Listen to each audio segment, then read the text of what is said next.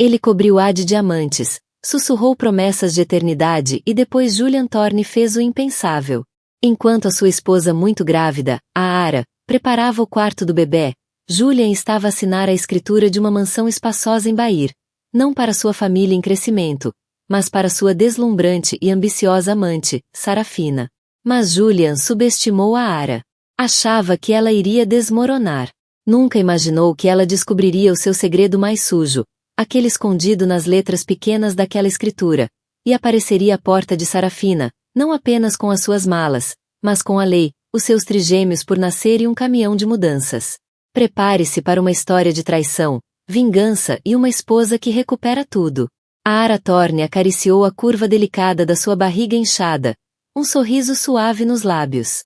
36 semanas. 36 semanas a carregar não um, mas 3 pequenos batimentos cardíacos, um segredo que ela e Julian tinham decidido manter longe do mundo até o momento certo. A sua enorme penthouse com vista para o Central Park, um testemunho da ascensão meteórica de Julian no mundo da tecnologia, parecia, nos últimos tempos, uma gaiola dourada. Julian, seu marido há 5 anos, o homem cujo charme fora outrora tão intoxicante quanto o champanhe vintage que preferia, tornará-se distante. As suas desculpas eram sempre plausíveis. Reuniões até tarde, chamadas internacionais, viagens de negócios urgentes. Era Julian Thorne, CEO da Innovate Global, um nome sinônimo de software de ponta e ambição implacável. Elara sempre compreendeu as exigências do seu mundo. Fora o seu porto seguro, a sua confidente. Mas ultimamente, as desculpas soavam mais frágeis, o toque menos frequente, os olhos contendo um brilho de algo que ela não conseguia decifrar. O cheiro da sua colônia personalizada, normalmente um conforto, agora impregnava os seus fatos com uma qualidade estranha quando regressava nas primeiras horas da manhã.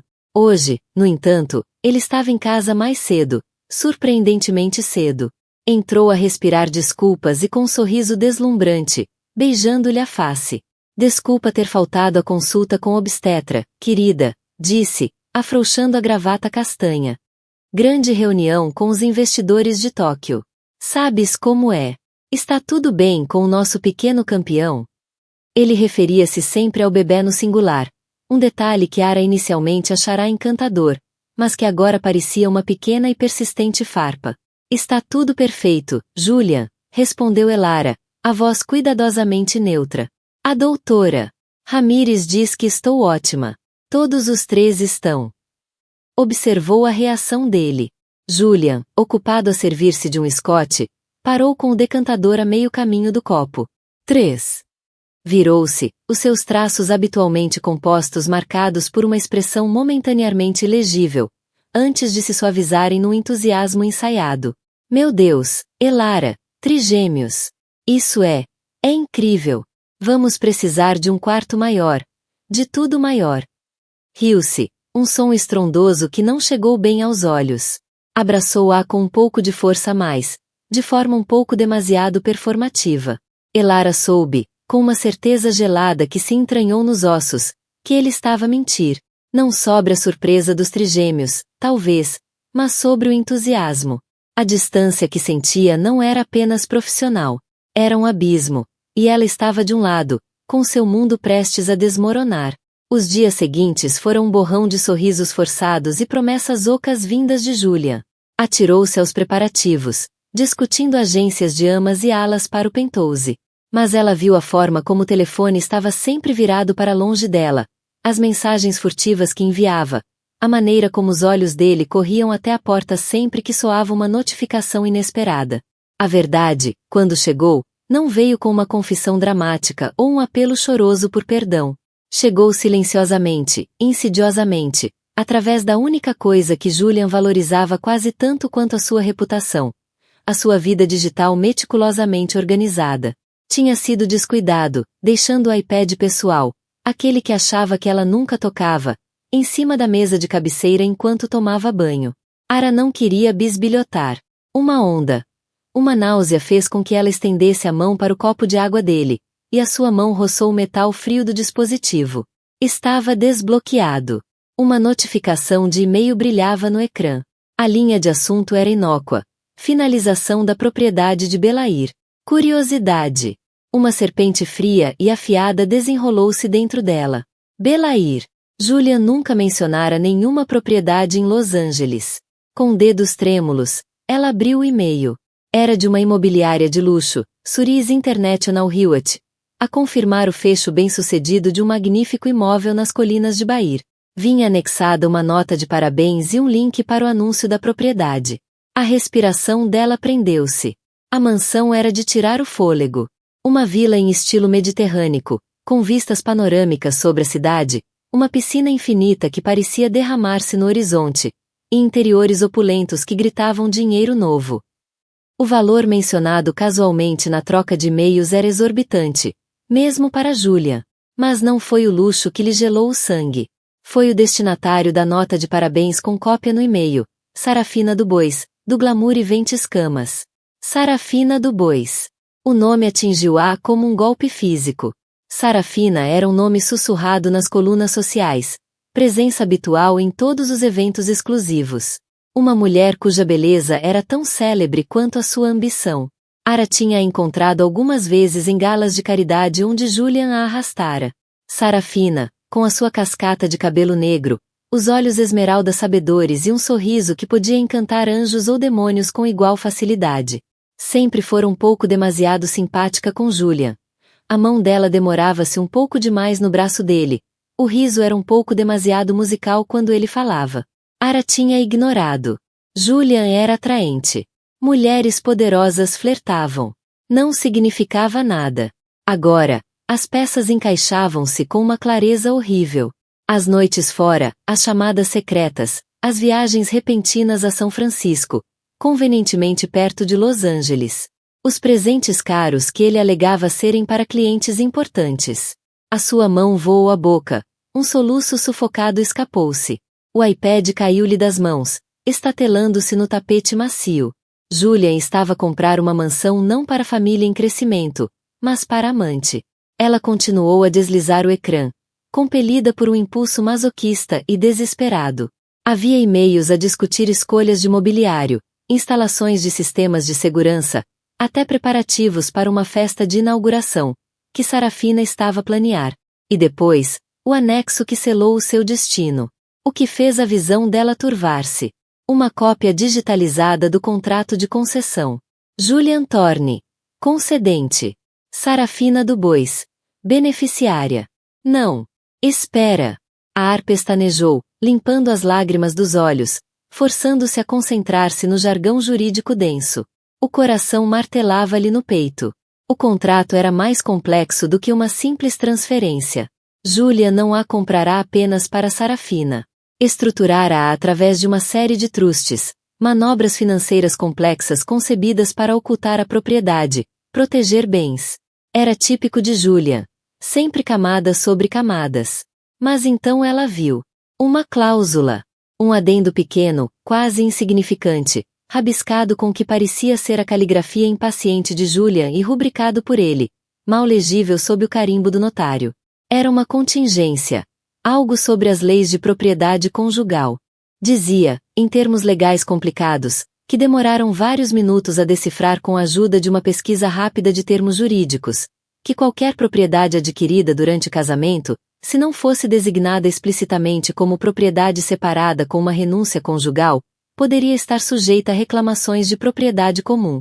Julian, na sua arrogância e desejo de agilizar a compra para Sarafina, usará fundos de uma conta de investimento conjunta, uma conta a qual ela própria contribuíra significativamente com parte da sua herança antes do casamento, uma conta cuja designação principal nunca fora formalmente alterada para propriedade separada após o casamento, devido a uma omissão de ambas as partes.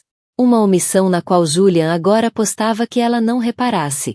O contrato, ao listar Sarafina como residente principal e beneficiária pretendida num traste complexo, ainda mantinha Julian Thorne como fiduciário principal e, crucialmente, o título ainda estava tecnicamente em nome do traste da família Thorne, do qual Ara era uma beneficiária nomeada, embora passiva. Ele não a tinha oferecido completamente a Sarafina de uma forma que cortasse todos os laços, ou mais importante, as potenciais reclamações de Lara. Tencionava transferi-la totalmente, mas o processo estava claramente incompleto. Provavelmente para evitar implicações fiscais imediatas ou para manter um certo grau de controlo. Um novo tipo de frieza infiltrou-se em Ara, substituindo a dor crua. Era o gelo da determinação. Ele não a traíra apenas. Subestimará-a, usará os recursos partilhados, o dinheiro dela, para construir um ninho de amor para outra mulher. A porta da casa de banho abriu-se. Julian surgiu, vapor a flutuar à sua volta, uma toalha pendurada nas ancas. Estava a trautear, aparentemente despreocupado. Está tudo bem, amor? Perguntou, reparando na palidez dela, nos olhos arregalados e assombrados fixos no iPad no chão. Seguiu o olhar dela, e a cor esvaiu-se do seu rosto. O trautear parou. O ar crepitava com acusações não ditas, com o rugido ensurdecedor da traição. Belair está adorável nesta altura do ano, Julian, disse Lara, a voz num sussurro baixo e perigoso, especialmente para uma festa de inauguração. O rosto de Julian, um momento antes uma máscara de afabilidade encantadora, contorceu-se. Por um instante fugaz, ela viu não um marido sofisticado, mas um animal encurralado. A Ara. Ele começou, a voz. Não é o que estás a pensar. Não é. O riso de Ara foi áspero, desprovido de humor. É exatamente o que estou a pensar. Estás a comprar uma mansão para tua. Com o nosso dinheiro. A palavra, feia e crua, ficou suspensa no ar entre eles. A ilusão da vida perfeita que tinham já estava rachada, despedaçada em 1000 pedaços irrecuperáveis. O confronto que se seguiu não foi o confronto explosivo, aos gritos, que um dia ela teria imaginado. Em vez disso, desceu sobre ela uma calma arrepiante. Julian, despido da sua camada de charme polido, passou por um repertório previsível, negação, minimização, culpa. Foi um erro, um momento de loucura. Ela não significa nada para mim. Foi só uma distração. A pressão do trabalho, os trigêmeos a caminho. Só precisava de uma fuga. Também tens estado distante ultimamente. Cada desculpa era uma nova ofensa. Cada mentira uma torção mais profunda da faca. Ara ouviu em silêncio, um silêncio mais condenatório do que qualquer acusação. A dor era uma entidade viva dentro dela, a enrolar-se no coração, mas por baixo dela, uma semente de uma ideia, provocada por aquele adendo rabiscado às pressas na escritura, começava a enraizar-se. Quando ele finalmente se esgotou, os seus pedidos de perdão soando ocos até aos próprios ouvidos, Ara falou, a voz sem inflexão. Sai, Julian. Elara, por favor. Sai. Apontou para a porta, a mão firme apesar dos tremores que lhe percorriam o corpo. Leva o que precisares para esta noite. Discutiremos o resto depois. Derrotado, Julian vestiu-se em silêncio, a arrogância substituída por um ressentimento sombrio. Pegou num saco de fim de semana já feito no armário, cuja existência era mais uma pequena, afiada traição, e saiu sem dizer mais uma palavra. O clique da fechadura ecoou no súbito e vasto vazio da penthouse.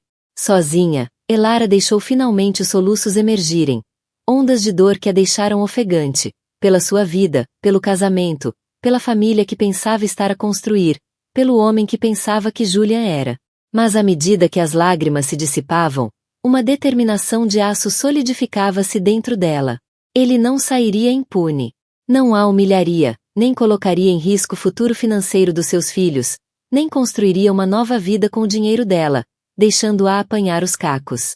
A primeira chamada que fez foi ao seu irmão mais novo, Marcus Vance. Marcus não era apenas família.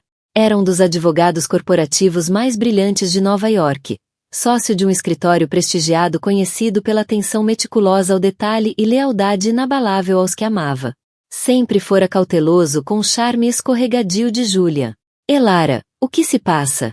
Estás com um som horrível, disse a voz preocupada de Marcos do outro lado da linha.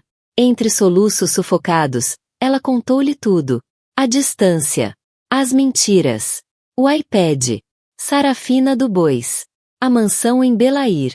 E, crucialmente, os detalhes da escritura. Marcos ouviu com paciência, interrompendo apenas para esclarecer dúvidas. Quando ela terminou, houve uma longa pausa. Aquele cabrão, disse finalmente, a voz carregada de uma fúria fria. Tudo bem, Eli, não te preocupes. Ele foi muito, muito estúpido com isto. Aquele adendo, O uso de fundos conjuntos para o que claramente era um presente para amante sem o teu consentimento. Isso não é apenas um descuido. É uma granada legal que ele te entregou. O que posso fazer, Marcos? Sussurrou Elara, apertando o telefone com força. Eu não quero o dinheiro dele por vingança. Mas isto é demais. Ele está a tentar fazer de mim parva. Vingança é uma motivação perfeitamente aceitável em situações como esta, Eli, disse Marcos com seriedade. Mas isto vai além disso. Trata-se de garantir o teu futuro e o futuro dos teus filhos. Manda-me uma cópia da escritura e qualquer outra documentação que encontraste. Temos de agir rapidamente antes que ele tente complicar ainda mais a estrutura de posse ou mova outros bens. Continuou. Legalmente, dependendo de como está estruturado o traste da família Thorne e dos detalhes das leis de propriedade conjugal de Nova York e da Califórnia, tens uma alavanca significativa. Se esses fundos foram de facto misturados e não devidamente separados como propriedade individual, tens uma reivindicação, e muito forte. O facto de seres uma beneficiária nomeada no traste da família, mesmo que passiva, também nos dá um ângulo. Ele comprou aquela mansão com bens conjugais, Ara. Isso torna-a propriedade conjugal, ou pelo menos significativamente vinculada ao teu interesse, independentemente de para quem ele a pretendia. Uma centelha de esperança acendeu-se em Ara. Então, a mansão? A mansão, confirmou Marcos, pode muito bem ser metade tua. Ou, dependendo de como jogarmos, totalmente controlada por ti, pelo menos por agora. Ele claramente tentou defraudar-te dos teus direitos de propriedade conjugal. Podemos apresentar uma petição de emergência, um lis pendens sobre a propriedade, que efetivamente congela qualquer tentativa dele ou da senhora do Bois de a vender, refinanciar ou transferir o título de forma limpa.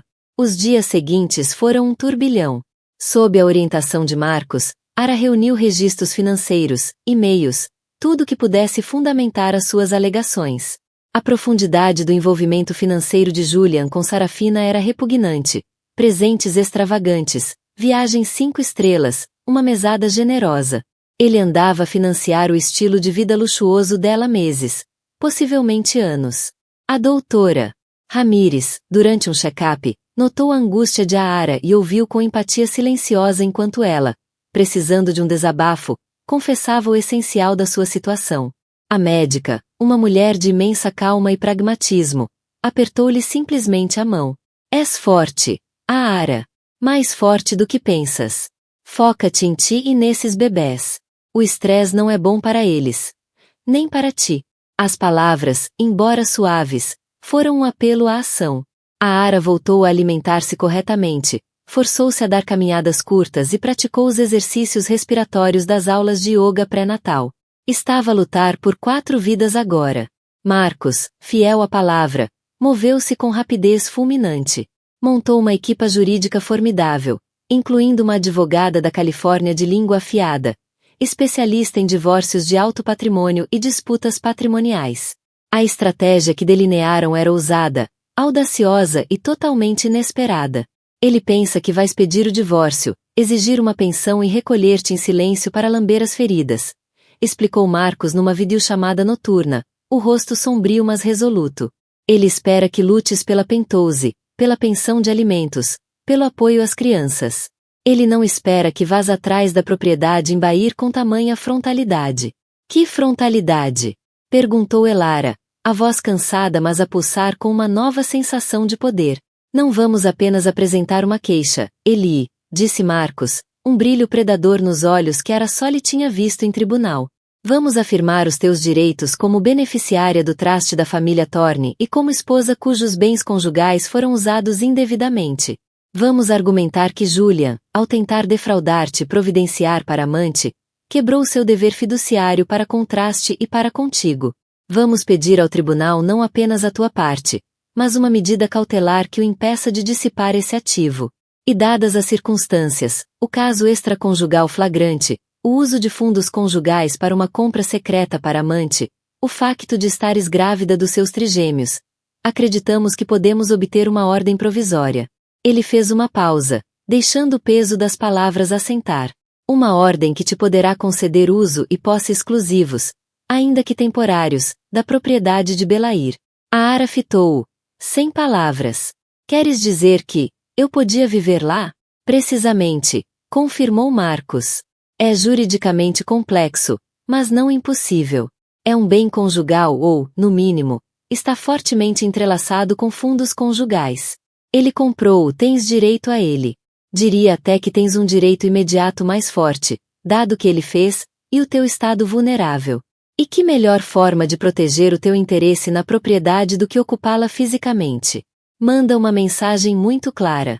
E, na prática, uma mulher muito grávida de trigêmeos a aparecer à porta com uma ordem judicial é um pesadelo de relações públicas que o Julian não vai querer.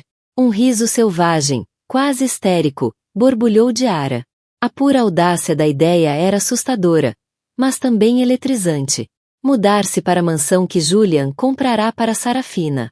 Era a mais perfeita justiça poética. Sarafina está a planear uma festa de inauguração no próximo sábado, disse Lara, recordando os e-mails. É suposto ser a grande estreia dela na sociedade de Los Angeles, com a casa como pano de fundo. Marcos sorriu com expressão lupina. Ainda melhor, com plateia. O plano estava traçado. Enquanto Julia andava ocupado a traçar estratégias com seus próprios advogados, que Marcos previa que o aconselhariam a oferecer um acordo rápido e discreto, Ara e Marcos estavam a preparar-se para a guerra. Marcos apresentou as moções necessárias num tribunal da Califórnia, citando urgência devido à gravidez avançada de Ara e ao risco de Julian tentar esconder ou transferir bens.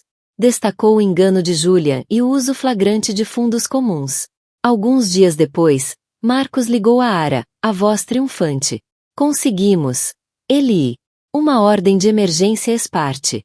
Temporária, mas dá-te posse. O juiz não ficou nada impressionado com as palhaçadas do Sr. Thorne, especialmente considerando teu estado e a origem dos fundos. Chamou-lhe descarado. Tu, Elara Thorne, tens o direito legal de residir em 10 Bel Air Vista Road até novas ordens do tribunal. E Julian está proibido de interferir com a tua ocupação. Ara caiu numa cadeira, as pernas de repente fracas. Estava a acontecer. Reservou um voo para Los Angeles, não em primeira classe, como Julian faria, mas num lugar modesto de executiva. A sua irmã, Chloe Vance, uma designer gráfica ferozmente protetora, com uma atitude sem papas na língua e um recém-adquirido gosto por kickboxing, insistiu em acompanhá-la. Nem penses que vais fazer isto sozinha, Eli, declarou Chloe, os olhos a brilhar. Aquele verme e a boneca dele precisam de ver uma frente unida. Além disso, acrescentou com um sorriso, não perdia isto por nada. Vai ser melhor que reality show. O sol californiano batia com força sobre os relvados meticulosamente cuidados de Bair quando o SUV preto com Ara e Chloe virou para Bair Vista Road. Mansões palacianas escondidas atrás de portões imponentes e folhagem luxuriante alinhavam-se pela rua sinuosa. A número 10 não era exceção. Uma vila mediterrânica de fachada branca impecável, telhado de terracota a brilhar sob o céu da tarde. Música, um ritmo latino vibrante, chegava do outro lado dos portões de ferro forjado ornamentados. Manobristas de uniforme impecável estacionavam um fluxo constante de carros de luxo, Bentleys, Ferraris, Rolls-Royces. A festa de inauguração de Sarafina do Bois estava claramente ao rubro. Ara respirou fundo, a mão repousando protetoramente sobre a barriga proeminente. Os trigêmeos estavam agitados naquele dia, os seus movimentos um lembrete constante do que ela estava a lutar para proteger. Na outra mão, segurava a ordem judicial autenticada e crispada. Marcos organizara para que um oficial de justiça local e um polícia fora de serviço, fardado, estivessem à espera num carro discretamente estacionado na rua, apenas para garantir que tudo permanecia civilizado e legal. Pronta? Perguntou Chloe, o olhar surpreendentemente terno. Ara sentiu uma determinação sombria a tomar conta do seu rosto. Tanto quanto posso estar. O SUV parou nos portões. Um segurança corpulento de fato impecável aproximou-se, expressão impassível. Nome, por favor? Ar Thorne, disse ela, a voz firme. Creio que sou esperada. Na verdade, sou dona do local. Ou, pelo menos, tenho uma ordem judicial que me concede a posse. A sobrancelha do segurança tremeu. Falou pelo auricular, sem nunca desviar o olhar dela. Após um momento, franziu o sobrolho. Deve haver algum engano, senhora. A residente aqui é a senhora do Bois. Não há engano, respondeu Ara, erguendo a ordem judicial.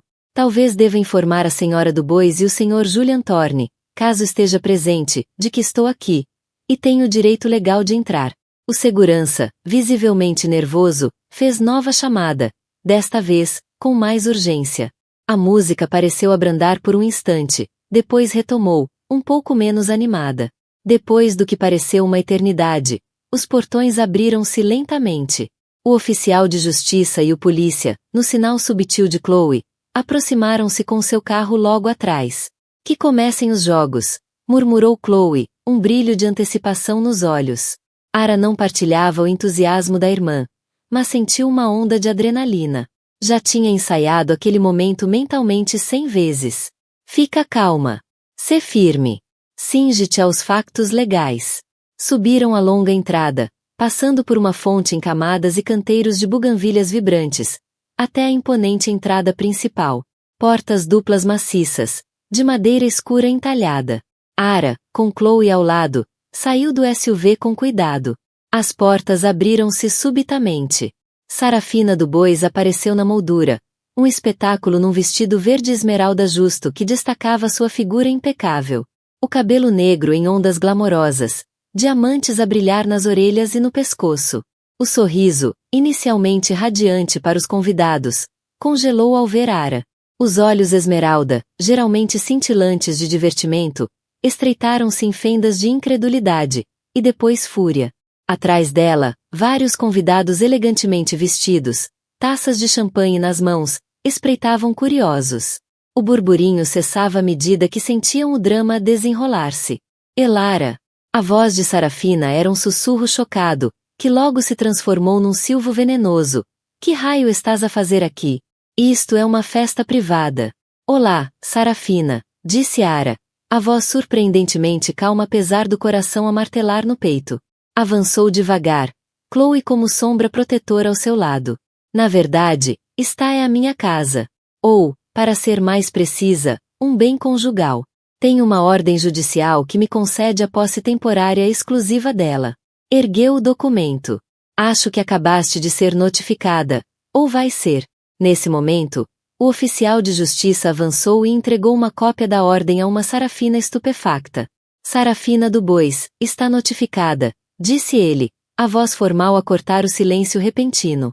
Sarafina fitou os papéis como se fossem cobras venenosas. Depois olhou para Ara. O rosto uma máscara de indignação. Isto é ridículo.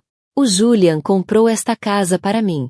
O Julian, disse Elara, o olhar a varrer Sarafina até os rostos atônitos no corredor, cometeu um erro grave ao usar fundos conjugais sem o meu consentimento. Fundos que, em parte, eram meus desde o início. O tribunal concorda, pelo menos por agora. Um murmúrio de choque atravessou os convidados. Aquilo era mais suculento que qualquer reality show. A senhora Peterson, uma blogger de sociedade notória pela sua língua afiada, já filmava discretamente com o telemóvel atrás de um arranjo floral. Onde está o Julian? Perguntou Elara, a voz clara no silêncio que se seguia. Como por sinal, Julian Thorne surgiu, empurrando-se por entre a multidão. Tinha uma taça de champanhe numa mão, o rosto corado com a expressão alegre de anfitrião, que logo vacilou e desmoronou ao ver Ara. O rosto ficou lívido. Ara! O que significa isto?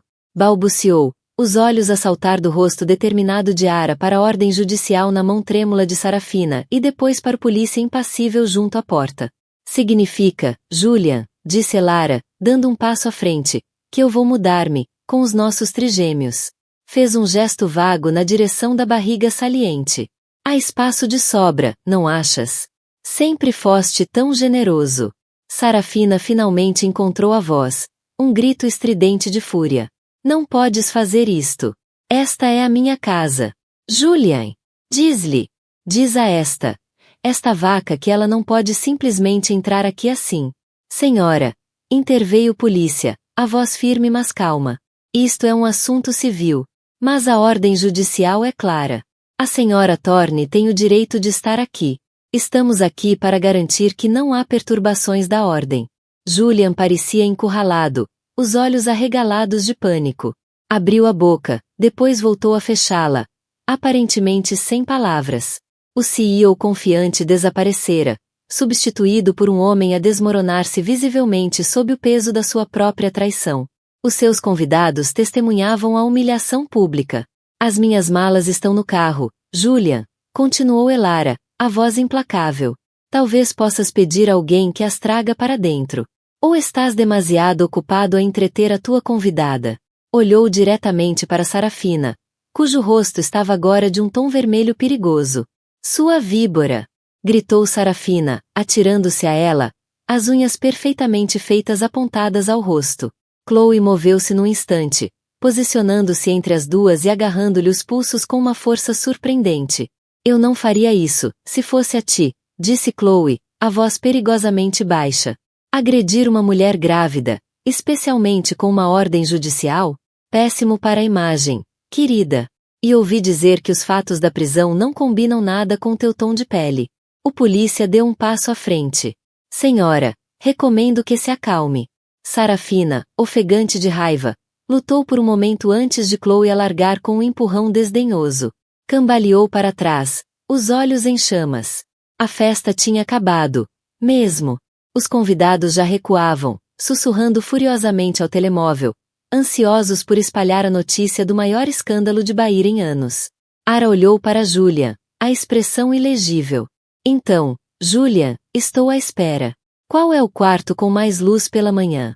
Os bebés vão precisar de um berçário com sol. Julian apenas olhou, a taça a escorregar-lhe dos dedos dormentes e a estilhaçar-se no chão de mármore, o som a ecoar como o colapso absoluto do mundo que ele tão cuidadosamente construíra. Ah, e Sarafina! Acrescentou Elara, virando-se para a amante furiosa, um pequeno, quase piedoso sorriso nos lábios. Sobre a festa de inauguração, receio que esteja cancelada. Ou melhor, adiada, sob nova gestão.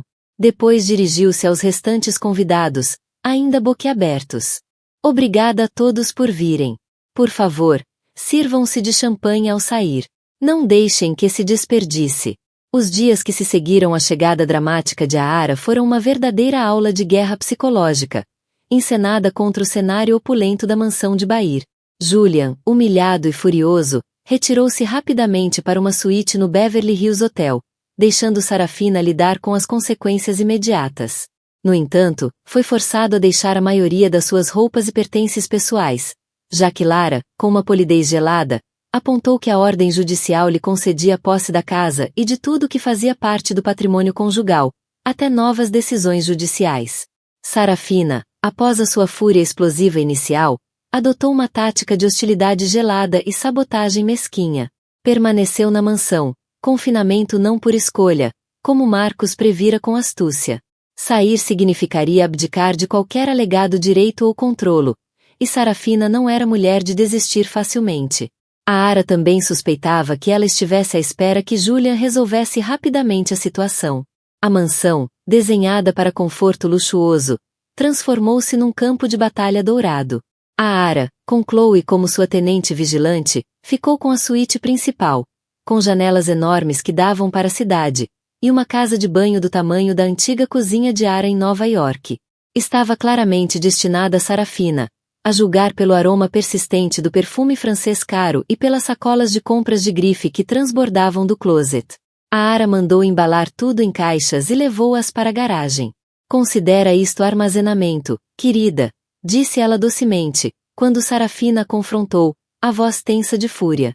Ou talvez possas vendê-las no real. Talvez precises do dinheiro. Sarafina, relegada a uma das suítes de hóspedes, embora luxuosa, manifestava abertamente o seu desagrado. O estéreo tocava em volumes altos a horas estranhas, geralmente quando a Ara tentava descansar. Comida deliciosa era cozinhada, sem partilha. Sarafina desfilava pela casa com roupas provocantes, especialmente quando Julian fazia visitas tensas e obrigatórias para discutir estratégias legais com seus advogados, agora cada vez mais estressados, via Zoom, a partir do escritório da mansão, também agora ocupado por a Ara. No entanto, a Ara recusava-se a morder o isco. Focava-se no seu bem-estar e na chegada iminente dos seus trigêmeos.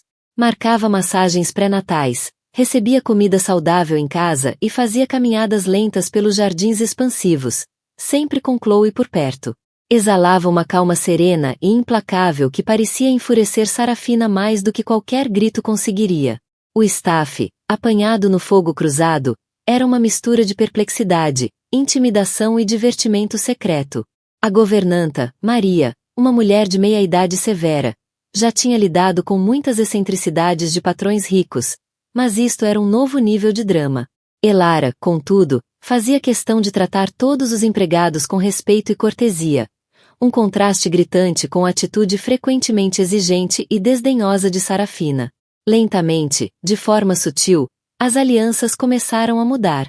Numa tarde, enquanto Lara descansava junto à piscina, Maria aproximou-se, ostensivamente para lhe oferecer uma toalha fresca e um chá gelado. Senhora Thorne, começou Maria, hesitante, os olhos escuros atentos. Espero que não se importe que diga, mas tenha cuidado. A senhora do Bois. Ela não está feliz. Faz muitas chamadas. Chamadas zangadas. Obrigada, Maria, disse Elara, oferecendo um pequeno sorriso. Agradeço a preocupação. Estou a ter cuidado. Ela teve uma visita ontem à noite, continuou Maria, baixando a voz. Quando a senhora e a sua irmã foram caminhar. Um homem. Não era o Sr. Thorne. Parecia-me perigoso. Estiveram no escritório. A sussurrar. A Ara sentou-se mais direita. Lembra-se de alguma coisa sobre ele? Como era? Maria franziu o sobrolho, concentrada. Alto, magro, com uma cicatriz na bochecha esquerda. Usava um fato escuro, mesmo com o calor. Não parecia um dos associados de negócios do Sr. Thorne. Mas, como alguém saído de um filme mau. Um arrepio percorreu a espinha de Ara. Estaria Sarafina a ficar desesperada? Julian, com todos os seus defeitos, dificilmente recorreria à intimidação física, receando as consequências legais e de imagem pública. Sarafina, no entanto, parecia mais volátil, menos previsível. A Ara agradeceu novamente a Maria, fazendo uma nota mental sobre a descrição. Ligou de imediato a Marcos. Um homem com cicatriz na bochecha? Repetiu Marcos, depois de ouvir o relato de Maria. Isso é um bocado clichê, mas registrado. Parece que Sarafina pode estar a explorar vias não ortodoxas. Vou contratar um investigador privado para verificar os contactos dela. Entretanto, reforcem a segurança aí, se puderem. A ordem judicial permite medidas razoáveis para garantir a tua segurança e a proteção da propriedade. Chloe, quando informada, ficou sombria. Eu sabia que essa víbora ia jogar sujo. Nova regra da casa. Nenhuma de nós está sozinha neste mausoléu. E vou atualizar os meus essenciais de mala. De spray de pimenta para um taser. As ações da Innovate Global estavam a sofrer.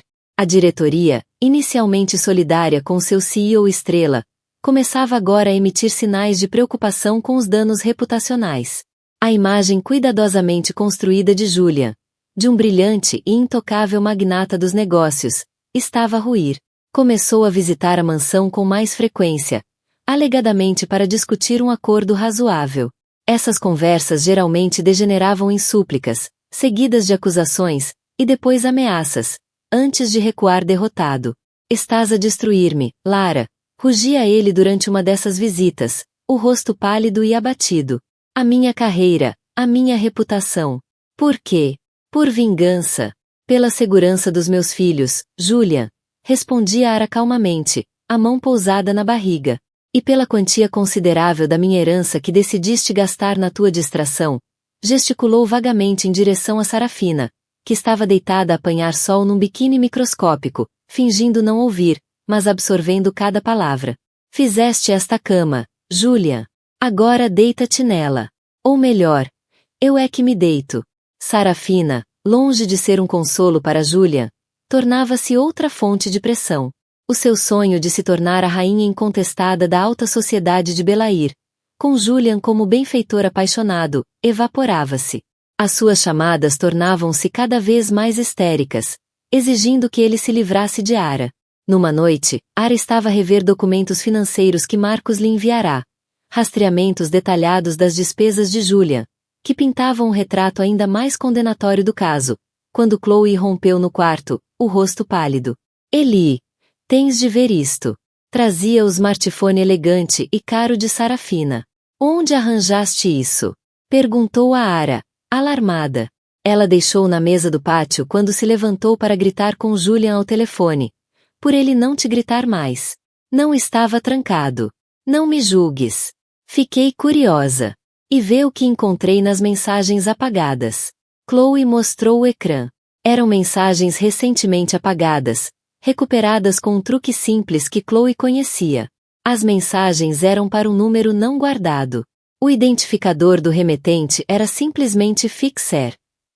A Ara sentiu o sangue desaparecer do rosto. Sarafina não estava apenas a tentar incomodá-la, estava a conspirar ativamente para incriminar, possivelmente drogá-la e removê-la da casa. Talvez até provocar a perda dos bebés ou ser declarada mãe inapta. O homem com a cicatriz na bochecha, o visitante de Maria, era provavelmente esse Fixer ou seu cúmplice. Ela está a tentar incriminar-me, sussurrou a Ara, a voz a tremer com medo e uma fúria fria. Está mesmo a tentar magoar-me. A magoar os bebés. Os olhos de Chloe tornaram-se gelo. Não no meu turno. Olhou para o telefone. Que idiota. Apagar não significa desaparecer. Temos a Eli. Apanhamo-la em flagrante. Antes que pudessem sequer processar totalmente o plano venenoso de Sarafina, uma nova mensagem surgiu no telefone, ainda na mão de Chloe. Fixer. Operativo a caminho. Eta. 30 minutos. Prepara-te para o espetáculo. 30 minutos. Tinham 30 minutos antes que alguém aparecesse para plantar provas, ou potencialmente prejudicar Elara. A coabitação infernal estava prestes a escalar para algo muito mais perigoso. O pânico apertou a garganta de Ara, mas a compostura de ferro de Chloe era contagiante. Ok. Nada de perder tempo, disse Chloe, já a raciocinar rapidamente. Primeiro, documentamos estas mensagens completamente. Capturas de ecrã, fotos, vídeo do ecrã. Depois ligamos ao Marcos. E depois armamos uma armadilhazinha nossa. Enquanto a Ara, com as mãos a tremer, tirava várias fotos ao ecrã do telemóvel de Sarafina com seu próprio, Chloe já estava a marcar o número do advogado. Mensagem codificada para Marcos. Sarafina está a enviar alguém para plantar algo no quarto da Ara neste momento. Eta. Menos de 30 mínimo. Está a trocar mensagens com um Fixer. Temos provas. O que fazemos? Mesmo ao telefone, Marcos pareceu instantaneamente alerta. Ok, fiquem calmas. Ainda não confrontem a Sarafina. Temos de apanhar este tipo em flagrante. Ainda tens o contato daquele polícia fora de serviço? O da chegada? Sim, confirmou Chloe. Liga-lhe. Explica a situação. Diz que tens provas credíveis de conspiração para cometer um crime, especificamente fabricar provas e potencialmente pôr em risco a Ara e os bebés. Pede presença policial imediata e discreta. Enfatiza a urgência e o estado vulnerável dela.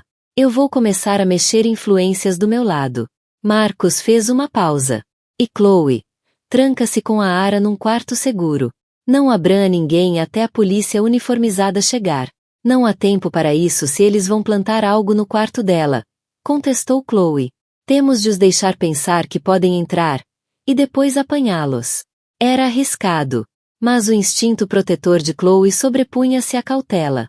A Ara, surpreendentemente, sentiu o medo transformar-se em raiva fria e sólida. A Chloe tem razão. Se nos escondermos, eles só tentam outra vez. Vamos deixá-los apanhar a armadilha, disse a Ara. Maria mencionou a porta do terraço dos fundos, que dá quase diretamente para a ala da suíte principal. Marcos hesitou. É perigoso. Se esse Fixer for quem penso, há rumores de que ele seja um operativo discreto mas implacável, que lida com situações delicadas para algumas das elites mais sombrias de Los Angeles. Os homens dele não são para brincar. Não vamos estar sozinhas, afirmou Chloe com firmeza. Vamos ligar ao agente Miller agora mesmo e estaremos preparadas. Depois de uma chamada tensa, o agente Miller, o mesmo que tinha garantido a entrada pacífica delas anteriormente, prometeu enviar discretamente uma patrulha para a zona e dirigir-se pessoalmente até lá o mais depressa possível, com as luzes e sirenes desligadas até o último momento. 20 minutos depois, a Ara e Chloe estavam posicionadas no grande corredor, mal iluminado, que levava à suíte principal. A Ara, apesar da gravidez avançada, surpreendia com a sua agilidade, a adrenalina a correr-lhe nas veias. Chloe segurava uma pesada estátua de mármore retirada da consola próxima. Os nós dos dedos brancos tinham deixado a porta da suíte de Ara ligeiramente entreaberta, como se tivesse sido esquecida. A casa estava estranhamente silenciosa. Sarafina encontrava-se na sua própria ala, no extremo oposto da mansão, provavelmente à escuta dos sinais de que o plano funcionava. Então ouviram um som leve, o estalido de uma fechadura ser forçada na porta do terraço oeste, a que Maria tinha mencionado. Uma sombra passou pelas cortinas translúcidas de uma janela lateral. O coração de Elara batia com força. Chloe deu-lhe um aceno de confiança. Uma figura alta e esguia, vestida de escuro, deslizou pela porta do terraço. Movia-se com silêncio treinado, uma pequena mala de desporto na mão. Era o homem que Maria descrevera. A cicatriz na bochecha visível mesmo com pouca luz. Dirigiu-se diretamente à suíte de Ara, conhecendo claramente o alvo. Quando empurrou a porta entreaberta para entrar, Chloe soltou um grito de cortar a respiração, não de medo, mas de fúria. Polícia! Ele está aqui! Está a tentar magoar a minha irmã. Ao mesmo tempo, o som distinto de sirenes a aproximarem-se, ativadas de repente, cortou a noite. O intruso congelou, apanhado de surpresa pelo grito e pelas sirenes. Olhou em volta, em pânico, percebendo que tinha caído numa armadilha. Tentou fugir, mas Chloe, surpreendentemente rápida, girou a estátua de mármore, não para o atingir, mas para bloquear o caminho, obrigando-o a tropeçar. Nesse exato momento, 2 agentes uniformizados, armas em punho, irromperam pela entrada principal da mansão com o agente Miller logo atrás. Lap! Não se mexa! O intruso, encurralado entre os polícias e as irmãs agora furiosas, teve o bom senso de levantar as mãos. A mala caiu ao chão com um som abafado. Sarafina, atraída pela comoção, apareceu ao fundo do corredor. O rosto uma máscara de choque e horror crescente ao ver os polícias, o intruso encurralado, e os olhares triunfantes e acusadores de Ara e Chloe. O que está a acontecer? Fingiu Sarafina, a voz a tremer. Isso é o que gostaríamos de saber, senhora do Bois, respondeu o agente Miller, o olhar severo. Acenou a um dos agentes, que abriu cuidadosamente a mala. Lá dentro, encontraram um conteúdo perturbador. Vários frascos com líquido desconhecido, seringas, e um pequeno saco de plástico transparente com pó branco. Havia também peças de lingerie de Lara, presumivelmente roubadas das gavetas por um funcionário cúmplice, prontas a serem contaminadas. Este homem, disse Lara, a voz a tremer mas firme, apontando o intruso, entrou no meu quarto. Foi enviado para plantar estas coisas. Por ela. Apontou diretamente para Sarafina. Mentira! Gritou Sarafina, mas os olhos voaram nervosos para o intruso, que permanecia em silêncio. Temos provas, agente, afirmou Chloe, segurando o telemóvel de Sarafina com os textos incriminatórios ainda visíveis. Mensagens entre a senhora do Bois e alguém chamado Fixer. A combinar tudo isto. O agente Miller pegou no telefone, o rosto sombrio ao ler as mensagens. Senhora do Bois, disse, a voz fria, acho que precisa de nos acompanhar. Tenho o direito de permanecer em silêncio. O mundo cuidadosamente construído de Sarafina implodiu. Enquanto o agente lhe lia os direitos Miranda, a sua altivez desfez-se, substituída por negação desesperada e pânico. Foi escoltada para fora da sua sonhada mansão em Bahia, algemada. Os flashes das câmaras dos paparazzi, avisados anonimamente, provavelmente por Mr. Patterson, iluminavam o rosto dela, marcado por lágrimas e atordoamento. O império que ele construíra com brilhantismo e ambição desmedida desmoronava-se, por causa de um caso sórdido e de uma subestimação grotesca da mulher que traiu. Nos dias que se seguiram, Julian tornou-se a sombra de si mesmo. Fez uma última tentativa desesperada de se justificar junto de Ara, encontrando-a na estufa ensolarada da mansão, a beber chá calmamente. Elara, começou, a voz cansada, o fato caro amarrotado. Isto foi longe demais. A carreira dela está arruinada. A minha em frangalhos. O que mais queres? Ara olhou para ele, não com ódio, mas com uma profunda e cansada tristeza. O que eu queria, Julian, era um marido em quem pudesse confiar. Um pai para os meus filhos. Queria a vida que me prometeste. Fez um gesto com a mão, envolvendo o cenário luxuoso à volta. Isto é apenas o resultado. As consequências. Dou-te tudo o que quiseres, suplicou ele. Um acordo. O que pedires. Só faz com que isto pare. Despede os teus advogados. Já é um pouco tarde para isso, Julian, disse a Ara suavemente. A polícia está envolvida. A Sarafina cometeu crimes graves.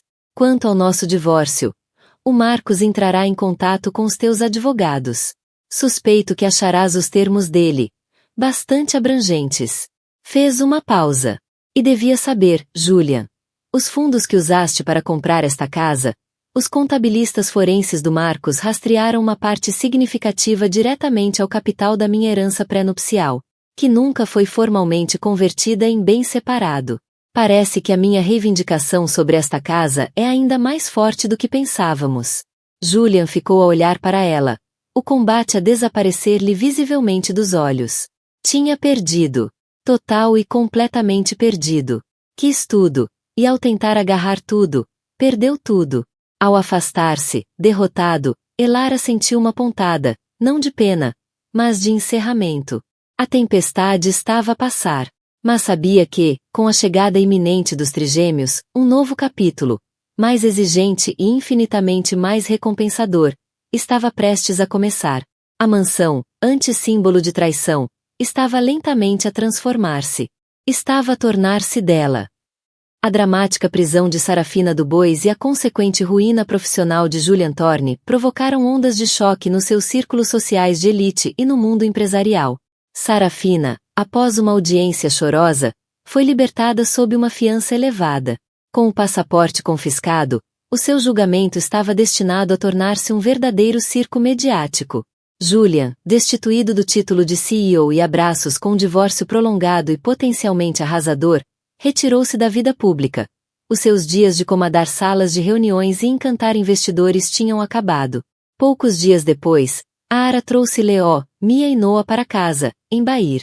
A mansão, outrora ecoando com os fantasmas da traição, agora parecia quente e viva. O quarto dos bebés estava pronto, inundado de luz. Maria e os empregados encantavam-se com os bebés, afeto genuíno nos olhos, enquanto Lara se instalava na suíte principal. A sua suíte principal, com seus 3 pequenos milagres a dormir serenamente nos berços ao lado da cama. Sentia uma paz profunda misturada com uma determinação inquebrantável. A batalha fora brutal. As cicatrizes emocionais levariam tempo a sarar. Mas ela não apenas sobreviveu, ela triunfou. A reviravolta não foi apenas ter ficado com a casa. Foi o facto de os próprios esquemas elaborados de Julian. A sua arrogância ao usar o dinheiro dela e ao gerir mal os ativos do traste, terem sido justamente os elementos que lhe entregaram tudo em bandeja de prata. Na sua tentativa desesperada de garantir um ninho de amor luxuoso para a amante, Julian acabará por assegurar o futuro dos seus filhos, e da mãe deles. A peça final do puzzle encaixou-se uma semana depois, quando chegou uma carta registrada do escritório jurídico que representava os diretores independentes do traste da família Thorne. Confirmava a previsão de Marcos. Julian Thorne tinha sido formalmente removido como administrador do imóvel de Bahir por negligência grave e quebra do dever fiduciário. A Arvance Thorne foi nomeada como única recebedora e administradora, com forte probabilidade de a propriedade ser oficialmente transferida para o seu nome como parte do acordo de divórcio, dado o comprovado uso de fundos com origem no seu patrimônio.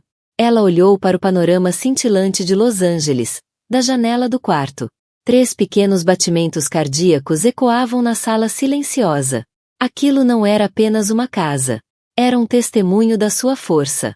Um santuário para sua família. E um legado recuperado das cinzas da traição. Julian comprou uma mansão para a amante. Mas, no fim, foi a esposa grávida que se mudou com os trigêmeos, com a escritura firmemente e legalmente em seu nome. A roda da justiça, ainda que lenta, girou inexoravelmente. O julgamento de Sarafina Dubois foi curto e devastador. As provas, As mensagens de texto incriminatórias, o testemunho do fixer detido, que cooperou com o Ministério Público em troca de pena reduzida, e o relato ocular de Maria, foram esmagadoras.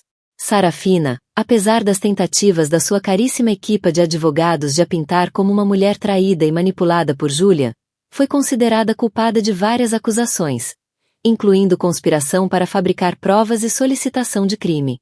O juiz, citando seu desprezo frio pelo bem-estar de uma mulher grávida e dos bebés por nascer, condenou-a a uma pena de prisão significativa, terminando, de forma definitiva, as suas aspirações de socialite e carreira em organização de eventos.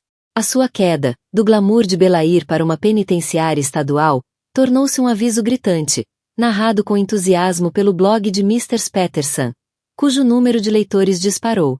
A queda de Julian Thorne foi menos espetacular, mas igualmente definitiva. O divórcio de Ara foi concluído com rapidez surpreendente, assim que a extensão total da duplicidade financeira de Julian, relativamente à mansão de Belair e a outros bens conjugais, veio à tona. Confrontado com provas irrefutáveis e a ameaça de ações legais adicionais por parte do traste da família Thorne sobre outras irregularidades financeiras que a equipa de Marcos começava a descobrir, Julian aceitou um acordo fortemente favorável a Ara.